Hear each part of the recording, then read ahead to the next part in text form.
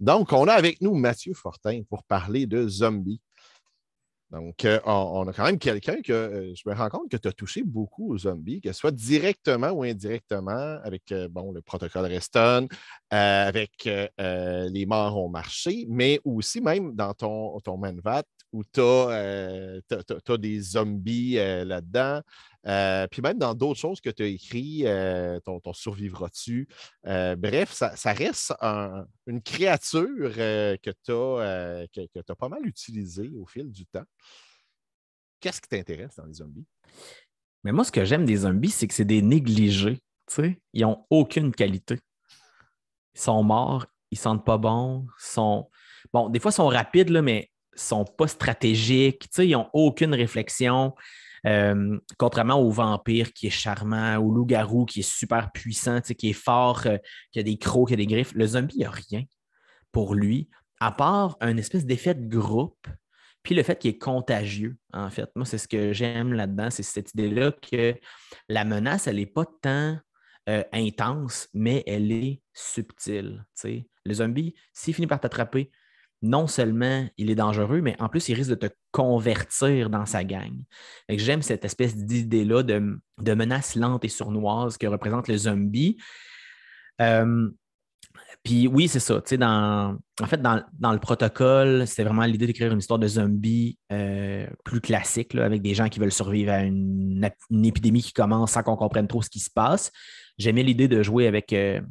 On était tu sais, beaucoup dans la culture populaire, le zombie arrivait, mais je me suis demandé si ça arrivait dans la vraie vie, à quel point on allumerait là, que c'est ça qui se passe. C'est un peu ça le plan de match du départ du roman. Dans les morts au marché, c'était d'aller jouer sur est-ce qu'on peut comprendre l'épidémie après les faits. Euh, Puis c'est ça, tu sais, j'aime aller chercher cette créature-là dans différents projets, en clin d'œil des fois ou subtilement. Tu sais, j'ai même écrit des nouvelles dans mon recueil enraciné où il y a des zombies, mais inspirés d'histoires réelles de la région où j'habite, là, tu sais, mais je suis allé chercher une légende qui pouvait fitter avec l'idée que il pourrait avoir eu des zombies. Tu sais. Fait que j'aime aller chercher cette bébite-là de plein de façons. Ben, j'ai une confession à te faire. Un de mes meilleurs souvenirs autour des zombies, je l'ai vécu avec toi, c'était il y a quelques années où on avait survécu à une invasion de zombies à Trois-Rivières. Donc, vraiment un jeu d'immersion. Puis en plus, on était entouré de plusieurs auteurs. Il y avait Joël Champetier qui était là, il y avait Natacha Beaulieu, où je pense que ça avait duré 1 heure, pas tellement plus dans mes souvenirs, mais très, très intense avec la gang des rôles qui avait fait Ouais. une. Et c'était inspiré en partie là, du protocole. Ouais, en fait, c'est Errol qui m'avait approché. Errol fait des jeux d'immersion, du théâtre immersif. Donc, bon, jeux d'évasion aussi maintenant, là, mais aussi il loue des lieux puis il organise des événements. Puis il m'avait approché pour qu'on adapte le roman à la vieille prison de Trois-Rivières parce que ça se déroulait à Trois-Rivières, le roman. Donc, c'était un peu l'idée de faire une espèce de suite, reboot du roman en jeu sur 1 heure dans la vieille prison. Fait que l'éditeur avait dit oui. Moi, j'avais dit oui à condition de pouvoir travailler sur le scénario. Donc, j'ai travaillé sur le scénario avec eux. 2, 3 versions du scénario avant qu'eux, avec les comédiens, prennent le lead. Et l'idée là-dedans, moi, ce que j'aimais beaucoup, c'est l'idée qu'il y a des comédiens. Il y avait 14 comédiens maquillés, déguisés, costumés, qui hurlaient comme des perdus dans la noirceur de la vieille prison. L'ambiance était quand même assez hallucinante. Même que, tu sais, je pensais pas me faire prendre au jeu autant. Je suis pas ce genre-là beaucoup là, à jouer à ce genre de trucs-là. Puis je savais où on s'en allait parce que j'avais écrit des parties du scénario qui étaient restées jusqu'à la fin. Puis malgré ça, je me suis fait prendre au jeu. C'était fascinant. Ça durait 1 heure, pas le droit de courir, puis on a fini. Je me souviens là, d'avoir eu chaud, là, comme si j'avais couru mon 5 kilomètres, mais non, on avait marché dans la prison, c'est le stress qui Ouais. sortait. Puis, tu sais, moi, je suis allé souvent, là, parce que c'est pas loin de chez moi, fait que je suis allé souvent le soir à la zone d'accueil à la fin pour accueillir les participants. Puis il y a vraiment des gens qui arrivaient, là, ils étaient rouges, ils avaient sué, là, parce qu'ils étaient stressés. Fait que c'était vraiment, vraiment intéressant à vivre comme expérience. Tu sais, faire adapter un roman à la télé ou au cinéma au Québec, c'est difficile, c'est rare, mais le faire adapter comme ça, c'était quand même une expérience intéressante, là. Non, Ouais. pour y avoir survécu, je peux dire que c'était quelque chose. revenir au protocole, peux-tu nous dire un peu, nous parler un peu de l'histoire? Ben, moi, oui, ben, tout à fait. Moi, j'enseignais à l'école secondaire des pionniers à Trois-Rivières à ce moment-là et euh, bon, j'avais des élèves qui étaient difficiles, entre autres, là, beaucoup, beaucoup. À ce moment-là, j'avais beaucoup besoin de me défouler, puis l'écriture, ça a toujours été un défouloir pour moi, surtout à ce moment-là. Et les éditions Coup de tête venaient de commencer à exister. J'avais vu des articles passer sur le fait qu'ils cherchaient des romans courts qui brassent. Le slogan de Coup de tête, c'était On est à la littérature ce que le rock est à la musique. Donc, je gardais ça en tête un peu comme truc. J'avais envie d'écrire une histoire de zombie, ça faisait longtemps.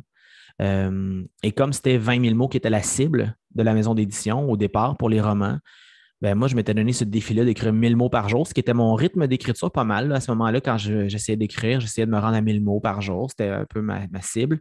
Donc, je me suis dit, un mois max, j'ai un roman entre les mains, j'essaye de publier ça. On verra ce que ça donne. Puis là, à ce moment-là, j'étais dans. Mon premier roman sortait aux éditions des Six Brumes. Donc, le Loup Sanitarium commençait à exister. Fait que j'étais vraiment dans cette ambiance-là aussi. Là. Donc, c'est ça. Ça s'est placé un peu tout seul, là, l'idée que c'est un suppléant à l'école secondaire qui vit en appartement, qui était mon appart où j'habitais avec un coloc qui est beaucoup copié sur mon coloc que j'avais à l'époque. Le voisin, c'était vraiment mon voisin. C'est très, très, très personnel, là, ça se faisait tout seul, en fait, parce que c'était facile. C'était des gens que je connaissais, c'était un lieu que je connaissais.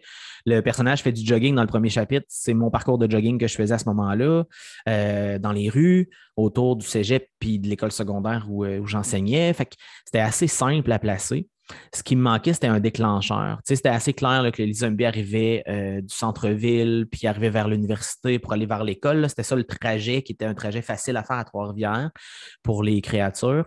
Il me manquait le déclencheur et un bateau est resté pris sur un haut fond inattendu en face du port de Trois-Rivières.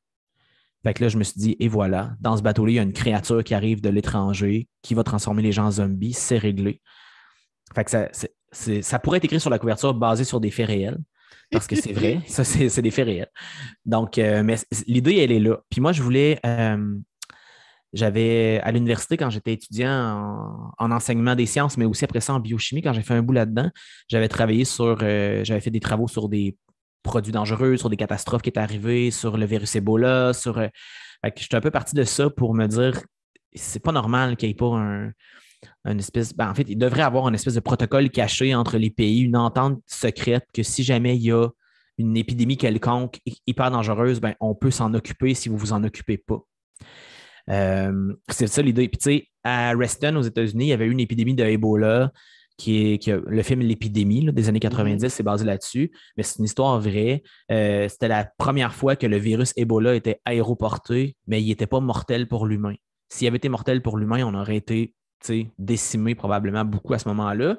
Le taux de mortalité d'Ebola est assez impressionnant. Donc, je suis parti de cette idée-là que après cette épidémie-là, à Reston, aux États-Unis, les pays ont signé une espèce de protocole qui est ça. On va s'en occuper si vous en occupez pas. Donc, j'avais envie que dans le roman, on suive en parallèle des gens qui survivent, qu'on suive les discussions entre les gouvernements dans les espèces d'interludes là, entre les chapitres pour qu'on voit comment le gouvernement du Québec réagit, le gouvernement du Canada, comment on communique avec le gouvernement américain là-dessus et donc comment ça se déroule, cette affaire-là. Fait que, tu sais, ça a l'air bien, bien réfléchi là, avec le recul, mais c'était hyper spontané. Là. Puis c'était une question d'écrire vite aussi. Je voulais qu'on sente cette espèce d'urgence-là dans les personnages, que sont, une fois qu'ils comprennent que ils sont en danger, ils ne prennent pas le temps de réfléchir jamais. Là. Ils avancent, ils se sauvent, ils doivent survivre. Donc, ça m'aidait à garder ce focus-là d'écriture rapide, d'interchanger mes chapitres avec des espèces de discussions avec, entre les gens politiques sur comment on va s'arranger. Parce qu'ultimement, ce que je voulais, c'était qu'en quelques heures, les communications soient coupées, détruire le pont de Trois-Rivières, l'hélicoptère TVA aussi qui se fait abattre par un missile de l'armée canadienne. C'était un feu roulant là, dans ma tête là, de tout ça. Puis effectivement, je l'ai écrit en 22 jours, je pense, le premier jet. Je l'ai corrigé, mais je ne l'ai pas tant retravaillé. Là. Je voulais garder cette espèce d'ambiance-là très, très brute. Je l'ai envoyé à coup de tête par la poste parce que, rappelons-nous qu'en 2008, on ne pouvait pas soumettre à des éditeurs par courriel, c'était par la poste. J'envoie le manuscrit par la poste. Donc, mettons, le délai de poste 2 ou 3 jours. Donc, 4 jours plus tard, je reçois un courriel de Michel Vizina, qui était l'éditeur, qui me dit envoie-moi ça par courriel. J'ai commencé à le lire, mais je veux le lire en annotant tout de suite. Fait que, envoie-le-moi par courriel. Ce qui voulait aussi dire on le publie, c'est sûr, ton roman. Fait que ça s'est fait là, presque instantanément. Je l'ai écrit en, mettons, mai ou fin avril, début mai. Là. Je l'ai envoyé fin juin. Puis, début juillet, je savais qu'il sortait l'année prochaine. Fait que ça a été hyper rapide. Puis, il est rempli de maladresse, ce roman-là, mais c'est correct. C'est ça que je voulais aussi. Je voulais qu'on sente l'écriture rapide, puis l'éditeur a bien compris cette affaire-là. C'est sûr que l'écrire aujourd'hui, ça ne serait pas pareil. Là. Voilà. Plein de détails. Et sinon, puisque tu es un amateur de zombies, des histoires qui tournent autour, est-ce que tu as des suggestions de films, de livres, de séries télé, de BD qu'on pourrait découvrir autour du zombie? Ah, ça, c'est une très bonne question. J'ai bien aimé ce que Vic Verdier vient de faire dans Mercurochrome, dans les romans dont vous êtes la victime. Ça se passe. C'est un roman de zombie post-pandémique de COVID-19. C'est ça aussi qui est intéressant. Donc, ça part vraiment d'une situation très, très actuelle pour décliner comment les épidémies pourraient s'accumuler pour arriver finalement à un truc de zombie. J'ai bien aimé ça, cette façon-là de le penser. Sinon, j'en ai pas consommé depuis un petit bout. J'ai bien hâte de voir où Walking Dead va s'en aller avec la fin, honnêtement, de la série télé. Je l'écoute en rafale, une fois de temps en temps. Ça fait longtemps que je ne me suis pas plongé là-dessus. C'est ça, je pense, pour l'instant. Mais c'est un bon roman, Mercurochrome de zombies, j'ai trouvé. Confession sur les Walking Dead. Moi, je lisais la BD. Puis, à un moment donné, ceux qui l'ont lu, on atteint vraiment un climax. J'ai jamais été capable de reprendre après. C'est pas que c'était mauvais, mais Mané, tu atteins quelque chose, on dirait que tout le reste, c'est comme fade en comparaison. Puis ça m'avait fait un petit peu le même effet sur la série télé, mais comme je trouvais que la série télé était déjà fade en comparaison de la BD, j'ai suivi moins longtemps. Ouais, moi j'ai bien, il y a des bouts où j'ai décroché, des bouts où la série télé, il y a des moments où j'ai moins apprécié, mais je me souviens plus dans quelle saison, mais il y a un saut dans le temps de quelques années. Et quand ça reprend, beaucoup de nouveaux personnages, des personnages qui ont évolué sans qu'on les voit à l'écran. Ça, c'est toujours intéressant parce que ça permet de la révélation, je trouve, de psychologie, entre autres, mais avec plusieurs personnages secondaires qui meurent de façon, tous en même temps. En fait, là, ils ont fait un Game of Thrones, là, ils ont fait du ménage. C'était quand même pas inintéressant. Mais c'est ça, c'est pas. Au début, c'était beaucoup plus marquant, je trouve, mais j'ai hâte de savoir comment ils vont terminer cette histoire-là. Mais je n'ai jamais embarqué dans les spin-offs plus que ça non plus. Là. J'ai hâte de voir où ça va aller parce que certains personnages, j'ai hâte de voir jusqu'où on va les pousser. Là, c'est surtout ça. Mais c'est ça. C'est ce que j'avais à dire là-dessus. Merci beaucoup d'avoir partagé tes réflexions avec nous. Ça fait plaisir.